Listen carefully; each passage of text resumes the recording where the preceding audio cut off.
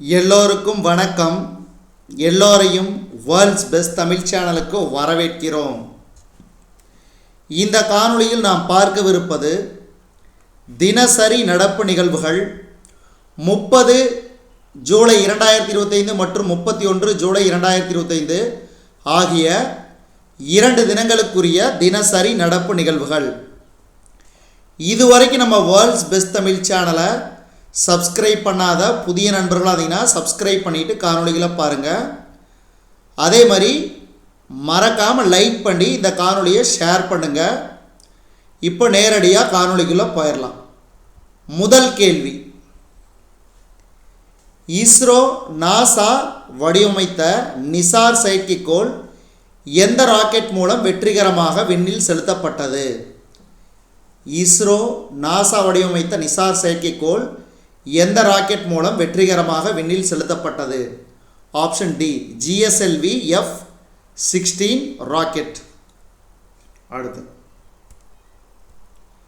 இஸ்ரோ மற்றும் நாசாவின் கூட்டு முயற்சியில் எத்தனை கோடி ரூபாய் மதிப்பில் நிசார் செயற்கைக்கோள் வடிவமைக்கப்பட்டது?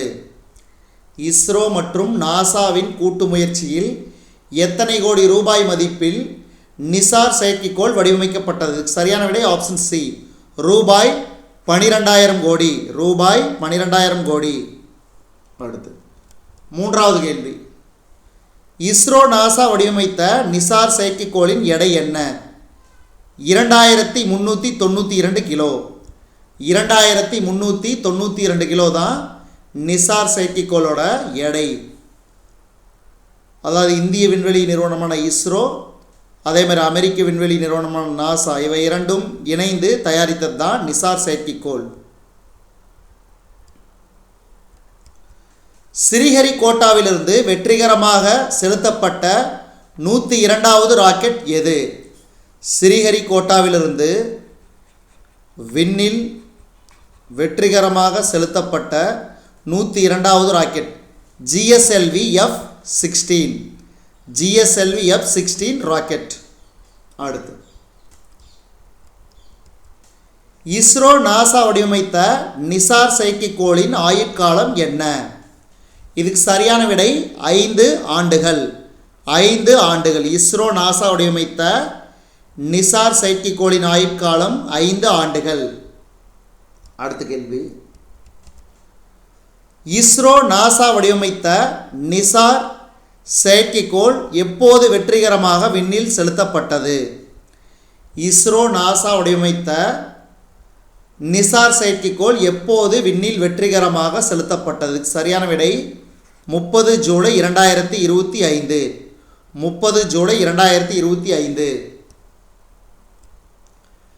வேளாண் ஆராய்ச்சியில் தலை சிறந்த விஞ்ஞானிகளுக்கு யாருடைய பெயரில் உணவு மற்றும் அமைதிக்கான சர்வதேச விருது வழங்கப்பட உள்ளது?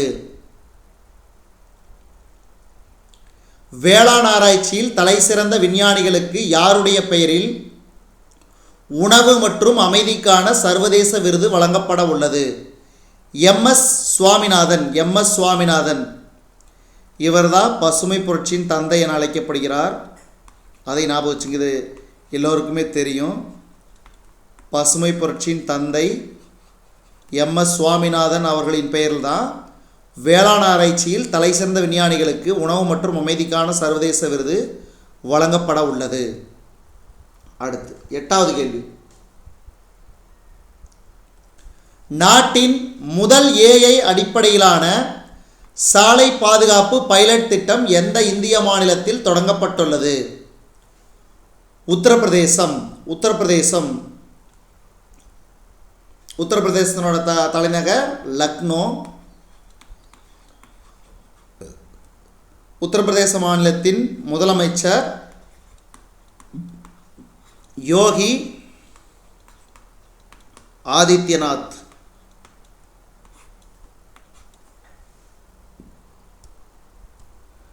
பகவான் புத்தரின் புனித பிப்ரக்வா நினைவு சின்னங்கள் எத்தனை ஆண்டுகளுக்கு பிறகு தாயகம் கொண்டு வரப்பட்டது? பகவான் புத்தரின் புனித பிப்ரக்வா நினைவு சின்னங்கள் எத்தனை ஆண்டுகளுக்கு பிறகு தாயகம் கொண்டு வரப்பட்டது? 127 ஆண்டுகள். கடலோர காவல் படைக்கான இந்தியாவின் முதல் உள்நாட்டு ஹோவர்கிராஃப்டின் கட்டுமானம் எந்த மாநிலத்தில் தொடங்கப்பட்டுள்ளது? கடலோர காவல் படைக்கான இந்தியாவின் முதல் உள்நாட்டு ஹோவர்கிராஃப்டின் கட்டுமானம் எந்த மாநிலத்தில் தொடங்கப்பட்டுள்ளது? கோவா. கோவா. அடுத்து, பழங்குடியின மாணவர்களுக்காக, அதாவது மாணவர்களுக்கான கல்விக்காக 2024-25 நிதியாண்டில் எத்தனை கோடி ரூபாய் விடுவிக்கப்பட்டுள்ளது? ரூபாய் 4748.92 கோடி ரூபாய். 4748.92 கோடி ரூபாய். அடுத்து, இந்தியாவில் 3வது பெரிய மென்பொருள் ஏற்றுமதியாளராக எந்த மாநிலம் திகழ்கிறது?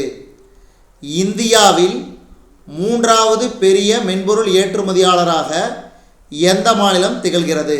தமிழ்நாடு. தமிழ்நாடு.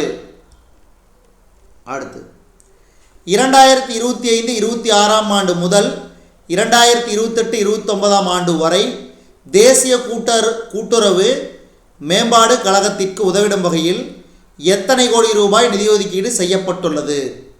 இதுக்கு சரியான விடை 2000 கோடி ரூபாய். 2000 கோடி ரூபாய். அடுத்து, IDEF 2025 பாதுகாப்பு கண்காட்சி எங்கு நடைபெற்றது? துருக்கியில். அங்கு காட்சிப்படுத்தப்பட்ட கசாப் என்றால் என்ன? GAZAP. கசாப் அப்படின்னா அணு ஆயுதம் அல்லாத குண்டு. அணு ஆயுதம் இல்லாத குண்டுக்கு பேர் தான் கசாப். அடுத்து, சௌகுலே அண்ட் கம்பெனி பிரைவேட் லிமிடெட் நிறுவனம் எந்த மாநிலத்தில் அமைந்துள்ளது? சௌகுலே அண்ட் கம்பெனி பிரைவேட் லிமிடெட் நிறுவனம் எந்த மாநிலத்தில் அமைந்துள்ளது? கோவா. கோவா. அடுத்து, நான் முதல்வன் திட்டத்தின் கீழ் கேம் டெவலப்பர், ஆர்டிஸ்ட் மற்றும் புரோகிராமர் திறன் பயிற்சிக்காக கூகுள், யூனிட்டி நிறுவனங்கள் மற்றும் தமிழ்நாடு திறன் மேம்பாட்டுக் கழகம் இடையே தமிழ்நாடு மாநில துணை முதலமைச்சர் உதயநிதி ஸ்டாலின் அவர்கள் முன்னிலையில் ஒப்பந்தம் மேற்கொள்ளப்பட்டது. நான் முதல்வன் திட்டத்தில் கூகுள் மற்றும் யூனிட்டி நிறுவனத்துடன் ஒப்பந்தம் துணை முதலமைச்சர் உதயநிதி ஸ்டாலின் தலைமையில் மேற்கொள்ளப்பட்டது ஒப்பந்தம். இதுவரைக்கும் நம்ம இந்த காணொளி வாயிலாக பார்த்தது தினசரி நடப்பு நிகழ்வுகள். தினசரி நடப்பு நிகழ்வுகள் 30 ஜூலை 2025 மற்றும் 31 ஜூலை 2025 2 தினங்களுக்குரியது. இந்த காணொளி உங்களுக்கு பிடிச்சிருந்துச்சுன்னா லைக் பண்ணிக்கங்க, கமெண்ட் பண்ணிக்கங்க. மறக்காமல் இந்த காணொளியை உங்கள் நண்பர்களுக்கும் மற்றவர்களுக்கும் ஷேர் பண்ணுங்கள்.